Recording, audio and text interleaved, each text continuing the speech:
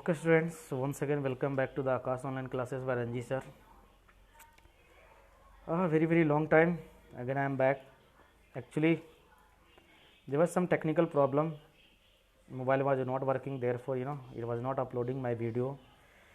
Sorry for that, क्योंकि बहुत दिनों तक मैं आप लोग को वेट कराया, लेकिन finally today I am just making your second video of this chapter. Okay students, so as you know that we are studying the chapter is matter pure around us. First chapter already we have completed matter हम लोगों ने पहला chapter complete कर चुका है और this is the second video, this is the second chapter we are studying और second chapter का ये सेकंड वीडियो हम लोग बना रहे हैं. तो सबसे पहले कि जो बच्चे इस चैनल को सब्सक्राइब नहीं किए हैं तो at first subscribe this channel, इस चैनल को सब्सक्राइब करें और बेल आइकन को प्रेस करें सो दैट जब भी मैं वीडियो बनाऊँ आपको नोटिफिकेशन मिलता रहे और आप वीडियो को अच्छी तरह से पढ़ते रहें और आपका पढ़ाई आपका सिलेबस कंप्लीट होता जाए. दूसरी चीज़, मैं जब फर्स्ट वीडियो बनाया हूं तो जो बच्चे वो पहले वीडियो को, पहला चैप्टर के वीडियो को नहीं देखा है वो सारी वीडियोज़ हमारे चैनल में जा करके प्लेलिस्ट में सारी वीडियोज़ को देखें so that you will cover your syllabus also because you know that due to lockdown our syllabus we are lacking behind syllabus. So students without wasting our time हम लोग सारी चीज़ों को देखेंगे और सिलेबस को कंप्लीट करेंगे. ओके स्टूडेंट्स, तो हम लोग देखते हैं कि इस चैप्टर में हम लोग मोस्ट इंपोर्टेंट टॉपिक को पढ़ने वाले हैं, हम लोग देखने वाले हैं. तो हम लोग you know that in first video हम लोग पहले वीडियो में पढ़े हैं कि मैटर कितने तरह का होता है, pure and second one impure. Impure is also known as mixture. और प्योर में आप लोग को बताया था कि pure there are two types, elements and compounds. Elements मैंने आपको बताया था कि जो सिंगल एलिमेंट होते हैं, सिंगल एटम्स जो कंसिस्ट होते हैं, सेम एटम्स का होता है उसे हम लोग एलिमेंट्स कहते हैं. जो कंपाउंड जो दो से ज़्यादा सेम और डिफरेंट एटम का बने होते हैं that is known as compound. तो हम लोग चलते हैं नेक्स्ट वीडियो. आज हम लोग देखेंगे आगे उसका स्लाइड, अगले स्लाइड में हम लोग देखेंगे, आगे की तरफ पढ़ेंगे, उसी चीज़ को हम लोग आगे की तरफ कंटिन्यू करेंगे. ओके बच्चे, तो जो इस चैनल को सब्सक्राइब नहीं किए हैं at first subscribe this channel और आप कॉपी और पेन के साथ बैठेंगे ताकि हम लोग नोट्स भी बनाते जाएँ. तो चलते हैं, हम लोग स्टार्ट करते हैं विदाउट वेस्टिंग आवर टाइम. चलते हैं बच्चों. तो सबसे पहले कि solution and their properties. Solutions, तो मैंने आप लोग को बताया था पिछली वीडियो में कि सॉल्यूशन में क्या होती है. तो solution consist of solute and solvent, already you know it. तो सॉल्यूशन क्या होता है? Solution is a homogeneous mixture. What is solution? Solution is a homogeneous mixture of two or more substances. Solution क्या होती है? Solution is a homogeneous mixture of two or more than two substances. Mixture कितने तरह का होता है? दो तरह का, homogeneous mixture and heterogeneous mixture. In first video already I have discussed all these things. Homogeneous mixture किसे कहते हैं कि which consist of uniform composition through out the solution. जो पूरा सॉल्यूशन जो है यूनिफॉर्म कॉम्पोजिशन हो, जो एक जैसा दिखे. जैसे मैंने आप लोग को एग्जांपल लिया था कि sugar solution. So when we make sugar solution, salt solution, then whole solution looks homogeneous, looks uniform. वो सब जगह एक जैसा दिखता है, वहाँ पे किसी तरह का कोई विजिबल बाउंड्रीज नहीं होती है. तो सॉल्यूशन क्या है? So solution is the homogeneous mixture of two और more than two substances. Next is properties. हम लोग देखते हैं इसका प्रॉपर्टीज. पहला कि particles are too tiny and have a diameter less than 1 nanometre. क्या होता है? सॉल्यूशन का जो पार्टिकल्स होता है वो बहुत ही छोटा होता है और जिसका डायमीटर कितना होता है? 1 नैनोमीटर. 1 नैनोमीटर कितना होता है बताइए मुझे? What is nanometre? Nanometre means 10 to the power minus 9. Nanometre means what? 10 to the power minus 9. 10 to the power minus 9. This is known as nano. मतलब 1 nanometre is equal to 10 to the power minus 9 metre. तो आप देख सकते हैं 10 to the power minus 9, power क्या है? Minus में है. तो इसका साइज कितना छोटा है. ओके, तो क्या होता है कि सॉल्यूशन का जो पार्टिकल का साइज होता है बहुत ही छोटा है और उसका कितना होता है size? Less than 1 nanometre. Next, the particles are not visible to naked eyes. जिसका इस पार्टिकल्स को हम लोग खुले आंखों से नहीं देख सकते हैं. Next, particles do not scatter beam of light passing through it and hence do not show the Tyndall effect. Do not show the Tyndall effect. इसके बारे में चलते हैं, एक मैं आपको नेक्स्ट स्लाइड से आपको बताता हूँ. चलते हम लोग एक नई स्लाइड आपको बताता हूँ। क्या बोला है कि the particles of solution do not scatter the particles of light. चलते हैं हम लोग यहाँ पे, जैसे क्या किए, एक बकेट है, वेसल से यहाँ पे हम लोग कोई सॉल्यूशन लिए। क्या लिए हम लोग इसके में? कोई सॉल्यूशन लिए, कोई सॉल्यूशन लिए। इसमें हम लोग इसमें क्या करेंगे, ये एक टॉर्च है, दिस इज अ टॉर्च। इस टॉर्च से इसमें हम लोग लाइट को मार रहे हैं। ओके गाइस, तो हम लोग जैसे टॉर्च यहाँ पे जलाएंगे तो ये क्या होगा, लाइट इसके तरफ आएगा, लाइट इसके तरफ आएगा, और ये क्या है, ये सॉल्यूशन है, इसके थ्रू से लाइट पास करेगा। लेकिन ये लाइट जो है आपका यहाँ पे नहीं दिखेगा, the way of light, the path of light इस सॉल्यूशन का अंदर नहीं दिखेगा, फिर ये बाहर आपको यहाँ पे दिखाई देगा, इस सॉल्यूशन के बाहर आपको ऐसे ये फिर दिखाई देगा, आपको ये बाहर वाला दिखाई देगा। लेकिन ये अंदर में आपको, अंदर में ये रे ऑफ लाइट आपको दिखाई नहीं देगा, पाथ ऑफ लाइट आपको दिखाई नहीं देगा। क्यों नहीं दिखाई देगा? बिकॉज ये जो सॉल्यूशन का जो पार्टिकल्स है वो बहुत ही छोटा है। कितना मैंने बताया? 1 नैनोमीटर। कितना होता है? 1 नैनोमीटर। तो ये इतना छोटा होता है, इतना छोटा होता है कि लाइट के पार्टिकल्स को, जैसे ये पार्टिकल्स इतना छोटा होता है कि लाइट का पार्टिकल जो जा रहा है, ये लाइट का पार्टिकल को ये आपको रिफ्लेक्ट नहीं कर पाता है, ये स्कैटर नहीं कर पाता है। स्कैटरिंग क्या होता है? स्कैटरिंग का मतलब होता है bouncing back in all direction. तो ये पार्टिकल्स में इंसिडेंट होने के बाद, लाइट भी क्या है, लाइट क्या है, light consist of photon. Light में कौन सी पार्टिकल होती है? फोटोन कहते हैं उसको। What is that is known as? That is known as photon. तो ये जब फोटोन, जब ये इतनी, इसकी साइज इतनी छोटी होती है सॉल्यूशन की पार्टिकल इतनी छोटी होती है कि ये फोटोन को स्कैटर नहीं कर पाता है। अगर स्कैटर नहीं कर पाएगा तो वो हमें चीज़ें दिखाई नहीं देगा, क्योंकि आपको पता है कि कोई भी चीज़ें हमें तभी दिखाई देती है जब वो रिफ्लेक्ट हो किसी चीज़ों से, रिफ्लेक्शन, ड्यू टू रिफ्लेक्शन। लेकिन यहाँ पे क्या है कि अंदर में ये पार्टिकल्स इतने छोटे होते हैं कि हमें दिखाई नहीं देते हैं, जिससे ये स्कैटर नहीं कर पाते, जिसके कारण हमारी जो पाथ ऑफ लाइट है इस सॉल्यूशन के अंदर हमें दिखाई नहीं देता है। क्यों? क्योंकि लाइट का पार्टिकल यहाँ पे स्कैटर नहीं होता है। फिर हमें ये बाहर दिखाई देते, क्यों? क्योंकि बाहर में एयर है, और एयर का पार्टिकल्स हमारा बड़ा है, क्योंकि इसमें डस्ट है, इसमें धूल कण है, तो उसके से क्या होता है, वो स्कैटर होती है, और फिर बाहर में हमें ये लाइट हमें दिखाई देती है। अब टिंडल इफेक्ट, ये जो प्रोसेस है, ये जो स्कैटरिंग ऑफ लाइट हो रहा है, this process, this scattering of light is known as Tyndall effect. This scattering of light हमें क्या कहलाता है? ये टिंडल इफेक्ट कहलाता है। ये टिंडल इफेक्ट हम लोग डेली लाइफ में अपने घरों में भी देख सकते हैं। जैसे हमारे घरों में क्या होती है? वेंटिलेटर होती है। घरों में क्या होती है? We have ventilator. और जब हम लोग क्या करते हैं कि रूम के दरवाजे जब बंद कर देते हैं, रूम को डार्क कर देते हैं, तो वेंटिलेटर से जो हमारे सनलाइट आती है वो हमें दिखाई देती है, क्लियर दिखाई देती है। लेकिन ये खुले आसमान में हमें सनलाइट नहीं दिखाई देती है, लेकिन वो जो आपके वेंटिलेटर से अंदर आती है सनलाइट, वो हमें दिखाई देती है। क्यों? क्योंकि वहाँ पे अमाउंट ऑफ लाइट कम है। वो जो वेंटिलेटर के थ्रू से लाइट जो इंटर कर रही है, कम अमाउंट ऑफ लाइट इंटर कर रही है। और वहाँ पे क्या है कि डस्ट पार्टिकल है, वो डस्ट पार्टिकल से क्या हो रहा है कि सनलाइट स्कैटर हो रहा है, वो सनलाइट क्या हो रहा है? स्कैटर हो रहा है, वो हमें दिखाई दे रहा है। लेकिन एक खुले आसमान में जब हम देखते हैं तो यहाँ पे अमाउंट ऑफ लाइट बहुत ज़्यादा होती है, तो उतने ज़्यादा लाइट हमारा स्कैटर होती है तो वो हमें दिखाई नहीं देता है। तो इसी चीज़ को हम लोग क्या करते हैं? टिंडल इफेक्ट करते हैं, और स्कैटरिंग ऑफ लाइट यहाँ पे। तो बच्चों, ये चीज़ आई होप आपको बेहतर चीज़ें समझ में आया होगा।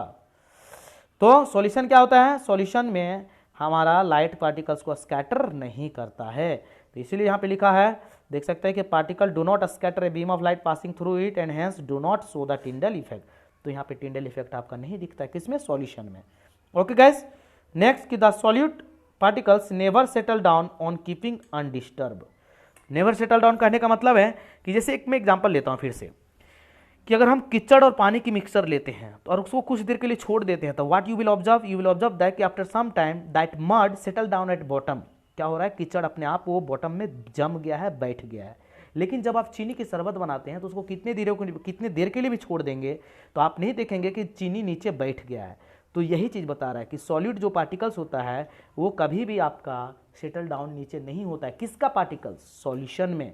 किसकी बात कर रहे हैं हम लोग? सॉल्यूशन की बात कर रहे हैं। Next, the component of solution can not be separated using filtration. और फिल्ट्रेशन प्रोसेस से हम लोग इसके पार्टिकल्स को, इसके कंपोनेंट्स को सेपरेट नहीं कर सकते हैं। फिर से इस एग्जांपल से आप समझने की कोशिश करिए। अगर हम चीनी की शरबत जो होती है उसको अगर हम लोग फिल्ट्रेशन पेपर, जैसे छलनी बोलते हैं घरों में, अगर उसके थ्रू से पास कराएंगे तो क्या वो चीनी ऊपर में आपका रह सकता है? नहीं रह सकता है, पूरा का पूरा शरबत उसके थ्रू से पास हो जाएगा। So these are the properties of solution. Students, I hope आपको चीज़ें बेहतर तरीके से समझ में आया होगा। तो अब हम लोग चलते हैं नेक्स्ट स्लाइड में, हम लोग मूव करते हैं, हम लोग देखते हैं नेक्स्ट स्लाइड में। Next slide alloys. नेक्स्ट हम लोग क्या देखेंगे? एलवाइज। एलवाइज क्या करता है? तो alloys are also homogeneous mixture of metals और mixture of metals and another element, mixture of metals and another element that cannot be separated into their components by physical method।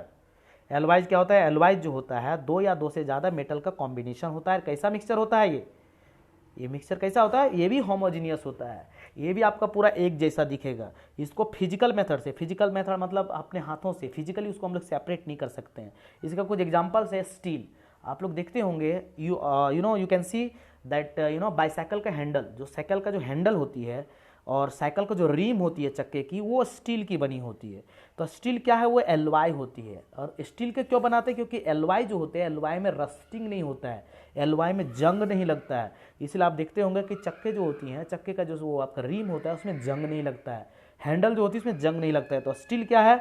Steel आपका एक तरह का homogeneous mixture है, वो एक एलवाई है। किस किस चीज़ों का मिक्सचर है ये? This is the combination of iron metal and carbon. Iron metal and carbon, iron metal and carbon. Carbon क्या है? नॉन मेटल है। ये जरूरी नहीं कि एलवाई सिर्फ मेटल का ही मिक्सचर हो। Iron alloy is also mixture of metals and non metals. ये this is the mixture of metals and non metals. क्या है? ये मेटल्स और दूसरे एलिमेंट का भी मिक्सचर हो सकता है, या तो दो या दो से ज़्यादा मेटल्स का भी मिक्सचर हो सकता है। और कैसा मिक्सचर होता है? होमोजीनियस मिक्सचर होता है, इसको हम लोग सेपरेट नहीं कर सकते। नेक्स्ट हम चलते हैं ब्रॉन्ज। ये ब्रॉन्ज, ब्रॉन्ज भी क्या है? एक तरह का एलवा है। किस चीज़ का बना होता है? This is the made up of copper metal and tin metal. Copper metal और टीन मेटल के कॉम्बिनेशन से ब्रॉन्ज का फॉर्मेशन होता है। Next brass. ये सब चीज़ें आपको पता होना चाहिए, ये चीज़ें आपको दिमाग में याद करके रखेंगे कि ब्रॉन्ज किन किन मेटल्स से मिलकर बना होता है, स्टील किन किन मेटल से किन किन चीज़ों से मिलकर बनी होती है। Brass, brass is the mixture of copper metal and zinc metal. Brass किन किन चीज़ों से बनी होती है? कॉपर मेटल और जिंक मेटल से। ओके स्टूडेंट्स, अब हम लोग चलते हैं नेक्स्ट स्लाइड में। नेक्स्ट है solubility. What is next? Next is solubility. तो सॉल्युबिलिटी क्या है? Solubility is the property showing the ability of a given substance which is the solute to dissolve in a solvent. आपको मैंने बताया था कि सॉल्यूशन क्या है? Solution is the mixture of solute and solvent. Solution क्या है? Solution is the mixture of solute and solvent. अब सॉल्युबिलिटी किसे कहते हैं? तो solubility is the ability of solute. जैसे आपको पता है कि सॉल्वेंट, सॉल्यूट जो होता है, सॉल्यूट किसे कहते हैं? The substance which gets dissolved into solute, solvent. Solute किसे कहते हैं? कि the substance which gets dissolved into solvent, मतलब सॉल्यूट जो होता है सॉल्वेंट में डिजॉल्व होता है।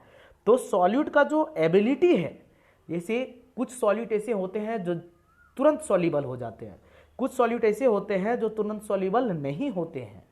तो जिसकी जो तुरंत सॉल्युबल होता है उसका हम क्या कह सकते हैं? कि इसकी सॉल्युबिलिटी ज़्यादा है।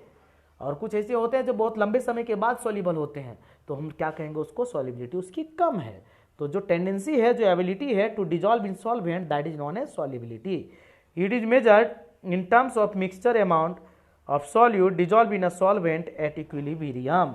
एट इक्विलिब्रियम कहने का मतलब है कि जब हम लोग उसको रूम टेम्परेचर पे जैसे एक हम क्या करेंगे, एक वेसल में हम लोग पानी लेंगे। ओके गाइस, हम लोग दो वेसल में पानी लेते हैं और एक वेसल में दूसरा सॉल्यूट डालते हैं और दूसरे वेसल में दूसरा सॉल्यूट डालते हैं।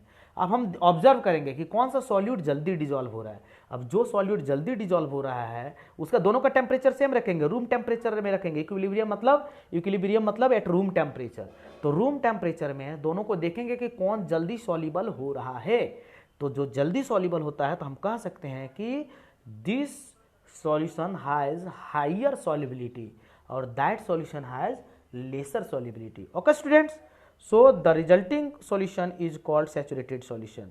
और इक्विलिब्रियम में मतलब रूम टेम्परेचर, जब हमारा जो सॉल्यूशन जो बन जाता है, क्या कर जाता है? जब हमारा सॉल्यूशन जो बन जाता है और जब उस सॉल्यूशन में और सॉल्यूट को नहीं हम लोग ऐड कर सकते हैं, सैचुरेटेड सॉल्यूशन कब कहलाएगा वो, जब किसी सॉल्वेंट में, जैसे एक गिलास पानी लेते हैं, उसमें हम लोग चीनी डालते हैं, पहले 2 चम्मच चीनी डालते हैं, उसको मिलाएंगे, देखेंगे मिल गया, फिर हम लोग 2 चम्मच और डालें, देखें मिल गया, फिर हम लोग 2 चम्मच और डालें, तो एक समय ऐसा आएगा कि उसमें और चीनी डिजॉल्व नहीं हो सकता है। फिर क्या होगा कि चीनी हमें डायरेक्ट दिखने लगेगा, वो पानी में डिजॉल्व नहीं होगा। तो जब पानी में डिजॉल्व नहीं होना चालू हो जाए, जब हमारा और सॉल्यूट को हम लोग ऐड नहीं कर पाएं, तो उस तरह का सॉल्यूशन को हम लोग क्या कहते हैं, that is known as saturated solution. Okay students, तो आई होप ये चीजें आपको क्लियर समझ में आ रहा होगा। अब हम लोग चलते हैं नेक्स्ट में, अब हम लोग किस में चलते हैं, नेक्स्ट देखते हैं कि factors affecting solubility, factors affecting solubility. What are the factors on which solubility of a solution depends? First one, temperature. What is first one? First factor, that is temperature. So solubility increases with temperature. The solution is different for gases. With the increase in temperature, they become less soluble in each other and water, but more soluble in organic solvent. क्या बता रहा है कि temperature पे ये directly proportional होता है, मतलब जैसे जैसे हम लोग टेम्परेचर बढ़ाएंगे तो सॉल्युबिलिटी भी बढ़ता जाएगा। जैसे मेरे कहने का मतलब, मैं बार बार एक सिंपल कॉमन एग्जांपल ले रहा हूं, that is sugar solution. Sugar solution को जब हम ठंडे पानी में मिलाएंगे और जब गर्म पानी में मिलाएंगे, तो गर्म पानी में वो जल्दी घुल जाएगा, वो जल्दी सॉल्युबल हो जाएगा। तो टेम्परेचर से क्या होता है कि सॉल्युबिलिटी इंक्रीज करता है। और लेकिन सिचुएशन जो होती है वो होता है डिफरेंट गैसेज के लिए अलग अलग होती है, सिचुएशन जो होती है डिफरेंट गैसेज के लिए अलग अलग होती है। ओके गाइस, नेक्स्ट है प्रेशर। नेक्स्ट क्या है, pressure. For the majority of solid and liquid solutes pressure does not effect solubility. कहने का मतलब क्या बोल रहा है कि अगर सॉल्यूट सॉलिड हो या लिक्विड हो, अगर सॉलिड क्या हो, सॉलिड हो, अगर सॉलिड हो, सॉरी ये आपका रिपीट हो जा रहा है, अगर सॉल्यूट क्या हो, सॉलिड हो या फिर लिक्विड हो, तो उस पर प्रेशर का कोई भी इफेक्ट नहीं होगा, प्रेशर का उस पर कोई भी इफेक्ट नहीं होगा। लेकिन अगर सॉल्यूट गैस हो, अगर सॉल्यूट क्या हो, if solute is gas, then directly proportional होता है प्रेशर का। मतलब तब प्रेशर बढ़ाएंगे तो गैस का सॉल्युबिलिटी भी बढ़ेगा, तब क्या होगा, गैसेस का सॉल्युबिलिटी भी बढ़ेगा। ओके स्टूडेंट्स, यहां पे भी बताया कि द सिचुएशन की गैसेस के लिए कि with the increase in temperature they become less soluble in each other and in water. Gases का मतलब, गैसेस में क्या बोला है कि गैसेस में टेम्परेचर बढ़ाएंगे तो वो दूसरे गैस में और वाटर में लेस सॉल्युबल हो जाएगा, वाटर में और दूसरे गैस में क्या हो जाएगा, लेस सॉल्युबल हो जाएगा। गैस का सॉल्युबिलिटी घट जाएगा टेम्परेचर बढ़ने के साथ, लेकिन सॉलिड और लिक्विड का सॉल्युबिलिटी बढ़ जाएगा। और प्रेशर में इसका जस्ट उल्टा है, प्रेशर में सॉलिड और लिक्विड में किसी तरह का कोई इफेक्ट नहीं होगा, लेकिन गैस का सॉल्युबिलिटी बढ़ जाएगा। ओके स्टूडेंट्स, तो these were the factors affecting solubility, these were the factors affecting solubility. अब हम लोग चलते हैं नेक्स्ट स्लाइड में मूव करते हैं, नेक्स्ट स्लाइड में मूव करते हैं। ओके, तो ऐसा करते हैं, हम लोग आज यहीं तक रखते हैं, हम लोग यहीं तक रखते हैं। ओके स्टूडेंट्स, तो आज हम लोग बहुत ही इंपॉर्टेंट टॉपिक देखा है, सॉल्युबिलिटी हम लोगों ने पढ़ा और मिक्सचर के बारे में भी देखा हम लोगों ने और सॉल्युबिलिटी के बारे में देखा। तो कुछ इंपॉर्टेंट टॉपिक हम लोगों ने आज पढ़ा। तो you all of you will make your notes, आप इसका नोट्स बना लेंगे। और जो बच्चे हमारे चैनल को सब्सक्राइब नहीं किए हैं, प्लीज़ सब्सक्राइब दिस चैनल, इस चैनल को सब्सक्राइब करेंगे और बेल आइकन को प्रेस भी करेंगे और वीडियो को लाइक भी करेंगे, क्योंकि आप लाइक करते तो हमें मुझे बहुत खुशी मिलती है कि चलो मैं जो पढ़ा रहा हूँ आपको अच्छा लग रहा है। तो बच्चे जो चैनल को सब्सक्राइब नहीं किए हैं, please subscribe this channel, bell icon को भी प्रेस करें। और जो बच्चे हमारे पिछली वीडियोज़ को नहीं देखे हैं, उन वीडियोज़ के भी हम हमारे चैनल में जाकर के प्लेलिस्ट में जाकर के सारी वीडियोज़ के देखें। तो तब तक के लिए bye bye, have a nice day.